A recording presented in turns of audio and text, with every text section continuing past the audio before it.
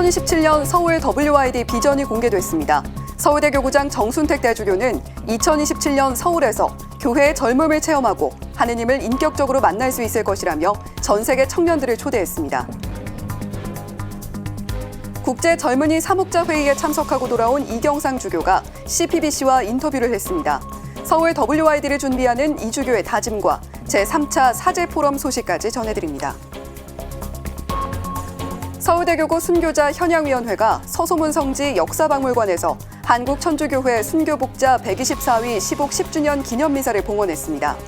서소문 밖 내거리 순교성지 축성과 봉헌 5주년 축하식도 함께 진행됐습니다. 한국천주교회가 배출한 사제 수가 7,000명을 넘었습니다. 첫 한국인 사제 성 김대건 신부부터 올 2월 사제품을 받은 사제까지 2024 사제 인명록을 들여다봤습니다.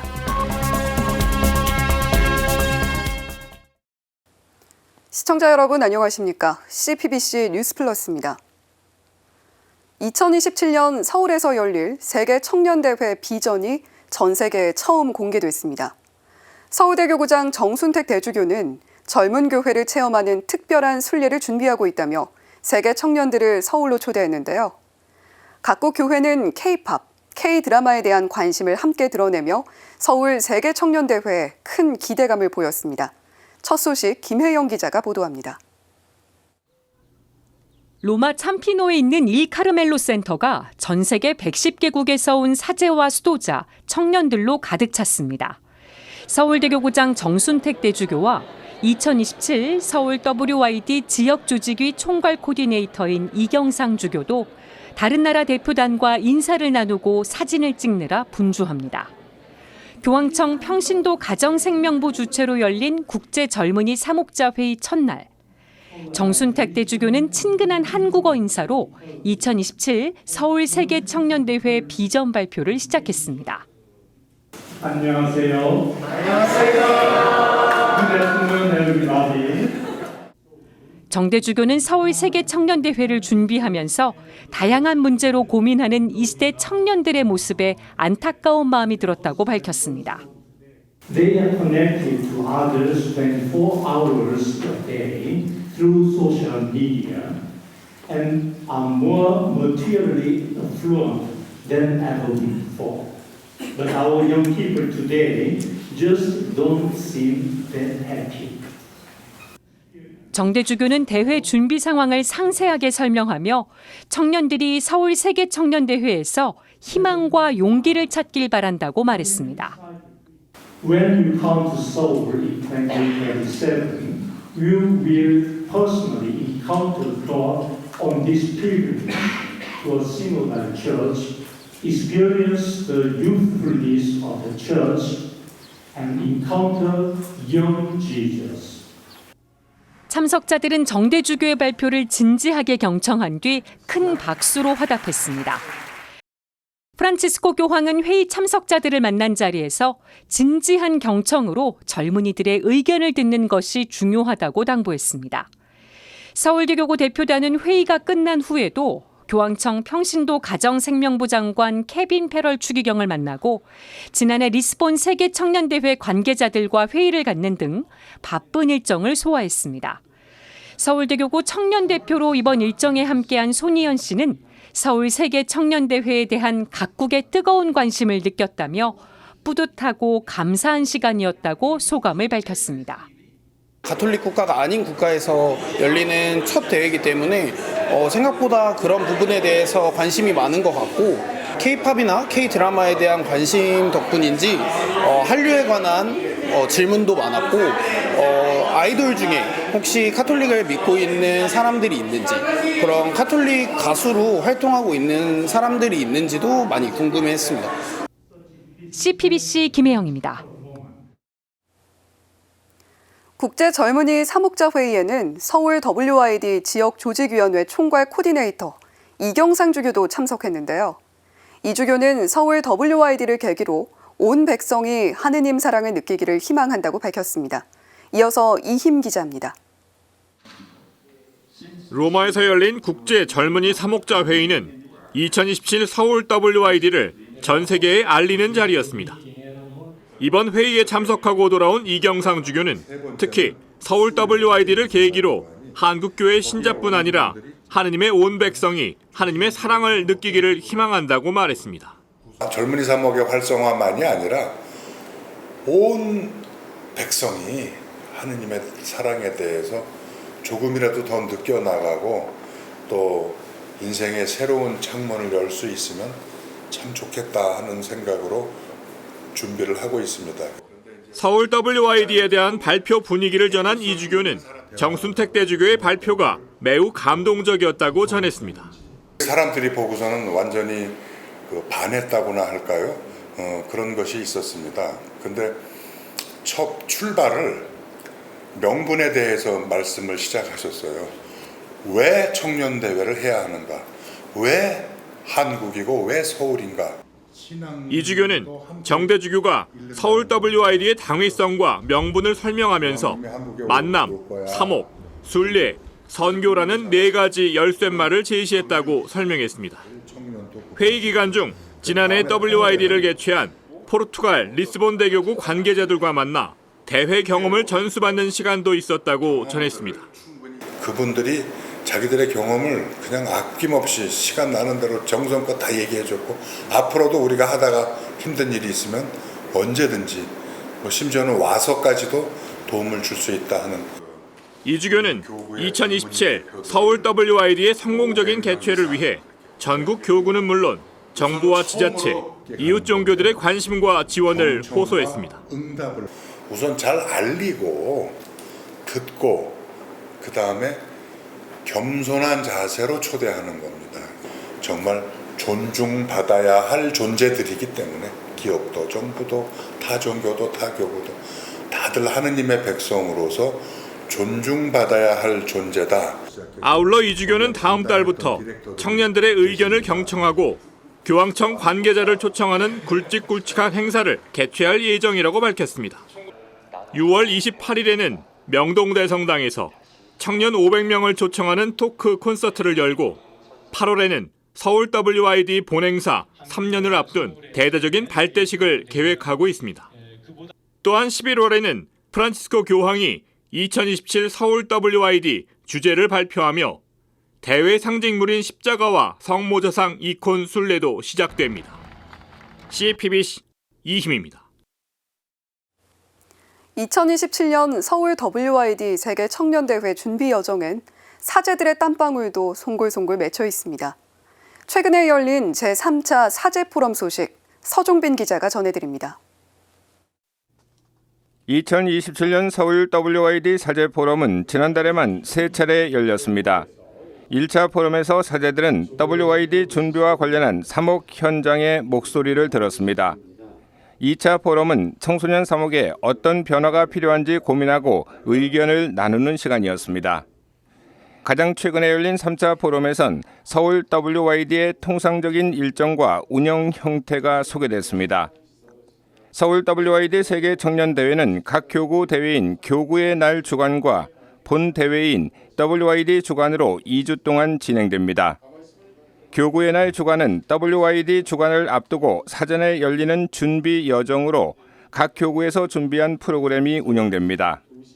각 교구는 수용, 발견, 선교, 문화, 파견이라는 5가지 키워드를 중심으로 사회가는 본당 공동체에서 나머지 사회가는 교구 전체 차원에서 프로그램이 진행됩니다. 본 대회인 WID 주간에는 십자가의 길, 철야기도, 파견미사 등으로 구성된 교황님과 함께하는 신앙 순례를 중심으로 서울대 교구에서 다양한 체험과 만남이 이루어집니다.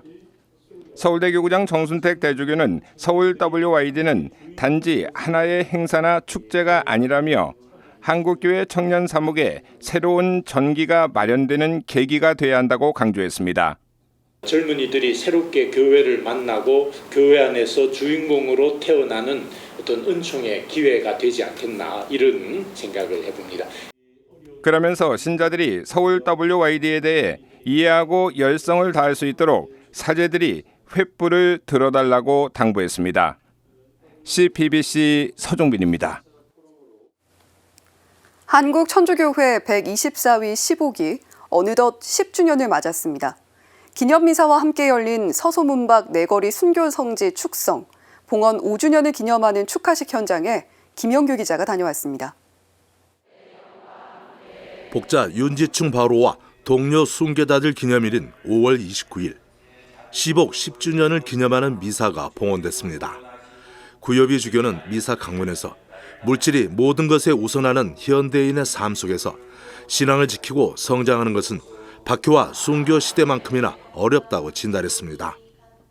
순교자들의 순교 정신을 가장 잘 계승하는 것은 결국 신앙인들 각자가 신앙생활을 충실하게 하는 것입니다. 구주교는 참다운 신앙의 길은 결코 쉽지 않은 고난의 길이라고 말했습니다. 그러면서 영원한 생명 구원에 도달하는 길은 전혀 불가능하지 않다고 역설했습니다. 주님께서는 오늘도 우리 신앙인들을 격려해 주시고 힘을 북돋아 주시고 당신의 은총으로 우리를 이끌어 주시기 때문입니다. 미사에서는 서소문방 내거리 순교성지 축성 봉헌 5주년 기념 축하식도 열렸습니다. 축하식에서는 서소문방 내거리 순교성지 서소문성지 역사박물관 건축 작품집이 봉헌됐습니다. 염수정 추기경은 인사말을 통해 위로받고 희망과 꿈을 갖고 살아가는 삶이 진정한 삶이라고 밝혔습니다. 서로 생각하면서 살 수 있는 이런 정말 곳이 될 수 있도록 여러분이 꼭 사랑해 주시고 또 아껴 주시면 감사하겠습니다. 함께 해 주시고 도와주신 모든 분들께 감사합니다. 이런 가운데 서소문성지 역사박물관은 특별기획전 새벽빛을 여는 사람들을 마련했습니다. 한국 근현대사 100년 속에서 한국천주교회의 시복 시성의 의미를 조명하는 전시입니다. 이번 특별기획전은 8월 18일까지 계속됩니다. CPBC 김영규입니다. 한국천주교회가 배출한 사제수가 어느덧 7,000명을 넘었습니다. 주교회의가 최근 공개한 2024 사제 임명록 내용을 윤재선 기자가 전해드립니다. 첫 한국인 사제인 성 김대건 신부부터 올해 2월 사제품을 받은 서울대교구 최민석 신부까지 지금까지 한국천주교회가 배출한 사제수는 모두 7,019명인 걸로 집계됐습니다. 주교회의가 최근 공개한 2024 한국천주교회 사제 임명록을 보면 사제수는 한 해 전보다 98명이 늘었습니다. 지난해 3월 1일부터 올해 2월 말까지 탄생한 새 사제는 모두 97명입니다. 교구에서 79명, 수도회에서 18명이 배출됐습니다. 수품 순서와 생년월일에 따라 염수정 추기경은 679번째, 교황청 성직자부 장관 융식 추기경은 1117번째, 서울대교구장 정순택 대주교는 2218번째 사제로 이름이 올랐습니다. 올해 3월 1일 현재 활동 중인 한국인 사제는 한 해 전보다 39명 늘어난 5,694명입니다. 이 가운데 교구 소속 사제는 4,720명으로 84%를 웃돌았고 수도회 소속 사제는 863명으로 15%가량이었습니다.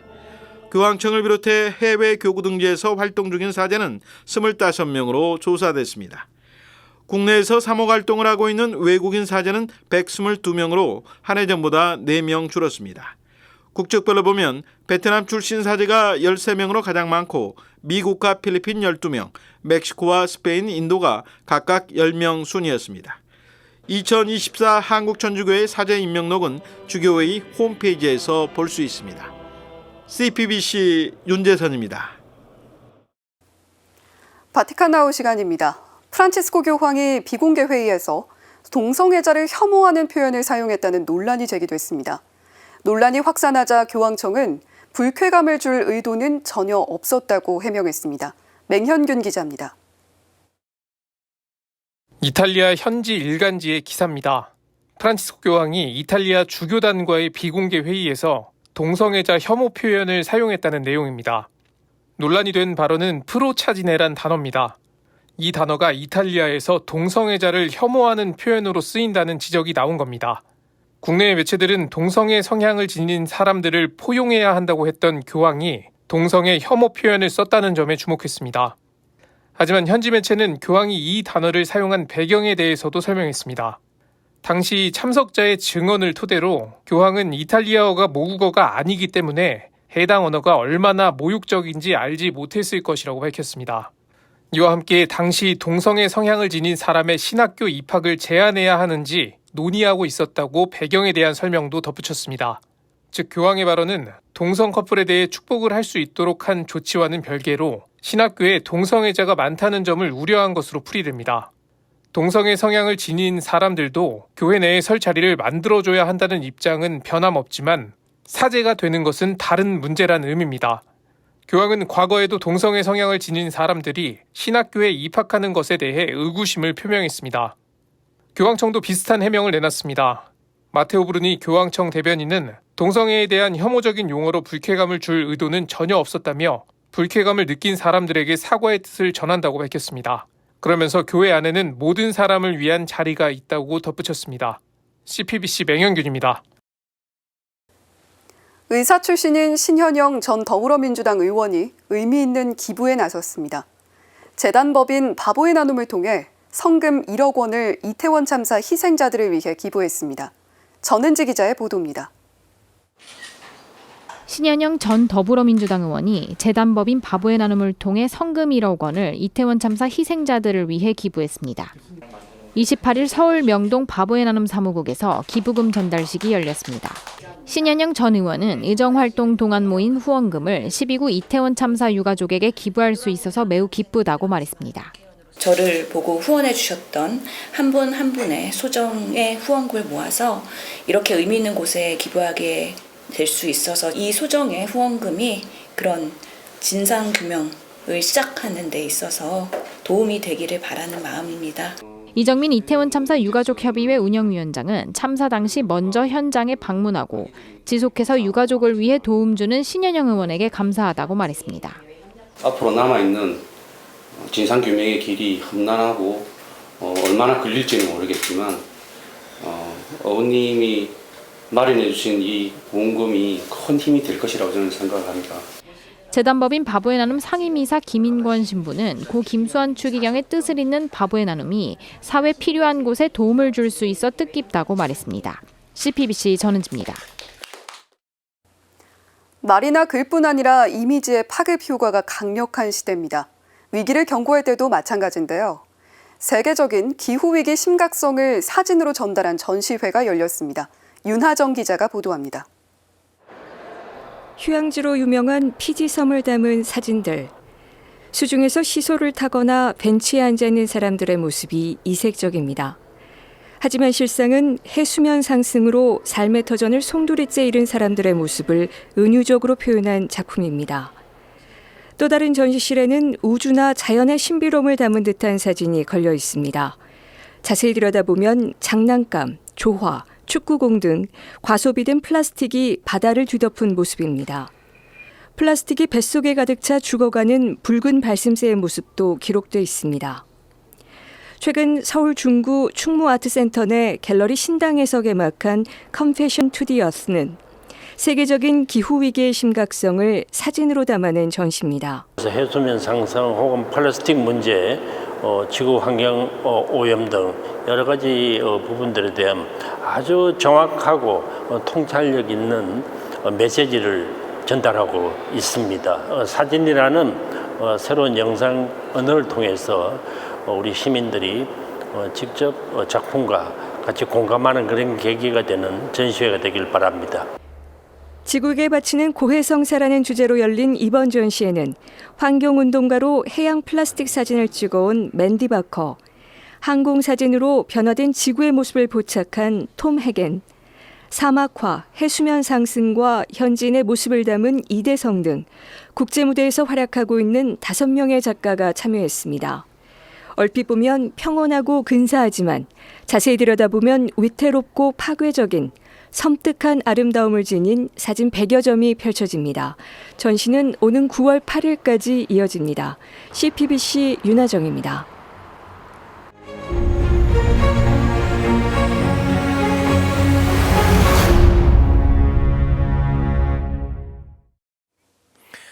팔을 갈 때가 이제 왔습니다. 한 토론 프로그램에 출연한 고 노회찬 당시 민주노동당 사무총장은 그 유명한 불판 발언을 합니다. 50년 동안 똑같은 판에서 삼겹살을 구워 먹으면 고기가 시커매진다며 변하지 않는 보수 양당 정치를 이제 바꿔야 한다고 말합니다. 이런 그의 말이 유권자의 마음을 흔들었는지 2004년 17대 총선에서 민주노동당은 비례의원 8명을 당선시킵니다. 보수 1세기 국회에 진보 정치라는 씨앗을 뿌립니다. 그 후 민주노동당이 정의당으로 변하는 동안 진보 정치는 국민에게 신선함으로 다가왔습니다. 민주노총의 3파 단병호 의원, 두루마기 한복을 입은 농민 강기갑 의원 등을 보며 보수 양당에 질린 국민들은 진보 정치에 환호했습니다.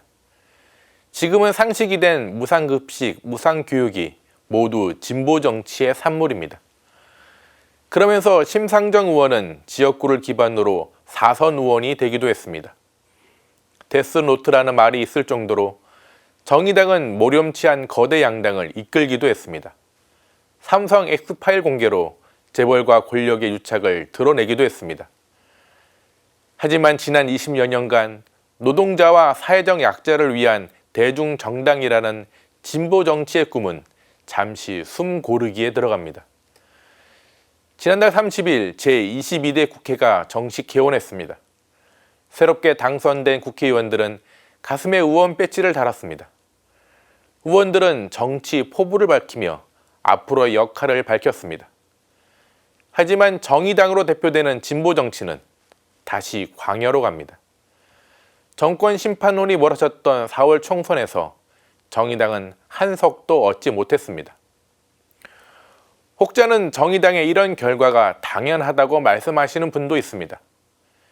정의당은 이중대이기 때문에 혹은 지난 대통령 선거에서 단일화를 하지 않았기 때문에 사라져야 한다고 말하는 분도 있습니다.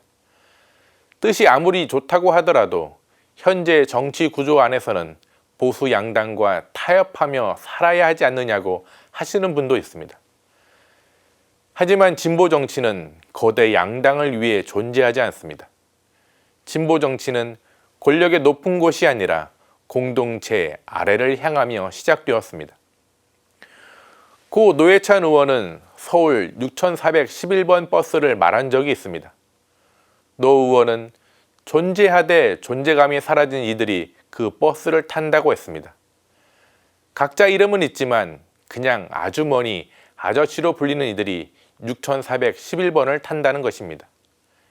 이름이 지워진 이들, 누군가에게 보이지 않아야 하는 이들, 투명 인간으로 살아가야 하는 이들이 6411번을 탄다고 했습니다. 그러면서 6411번의 투명 인간이 진보 정치를 찾을 때 과연 어디 있었는지 묻습니다. 강물이 바다로 흐르듯 대중정당은 저 아래로 가야지 실현될 수 있다고 말했습니다. 그래서 다시 삶의 현장으로 간다는 권영국 신임 정의당 대표의 말은 인상적입니다. 권 대표는 원의 정당이 된 건 소외된 사람 곁으로 가라는 언명이라며 다시 노동자와 민중 곁에 서겠다고 했습니다. 권 대표의 말대로 노동자와 사회적 약자들이 있는 삶의 현장에서 진보 정치는 시작해야 합니다. 투명 인간으로 사는 이들 곁에는 진보 정치가 있어야 합니다. 위가 아닌 저 아래에 진보 정치의 길이 있습니다. 오늘 사제의 눈 제목은 노회찬 권영구 다시 6411번입니다. 숨 고르기에 들어간 진보 정치가 새롭게 부활해 이 땅의 투명 인간들에게 희망과 꿈이 되길 바라며 오늘도 평화를 빕니다. 지난주 저희 CPBC 뉴스플러스에선 21대 국회 마지막 본회의에서 표결 처리될 전세 사기 특별법과 관련해 피해자의 목소리를 직접 전해드렸는데요. 재석 의원 170인 전원 찬성표로 특별법 개정안이 통과됐습니다. 윤석열 대통령이 제2요구권을 행사해 법안은 자동 폐기됐지만 저희 CPBC 뉴스플러스는 계속해서 사회 곳곳의 소리를 귀담아 듣겠습니다. 저희가 오늘 준비한 소식은 여기까지입니다. 시청해주신 여러분 고맙습니다.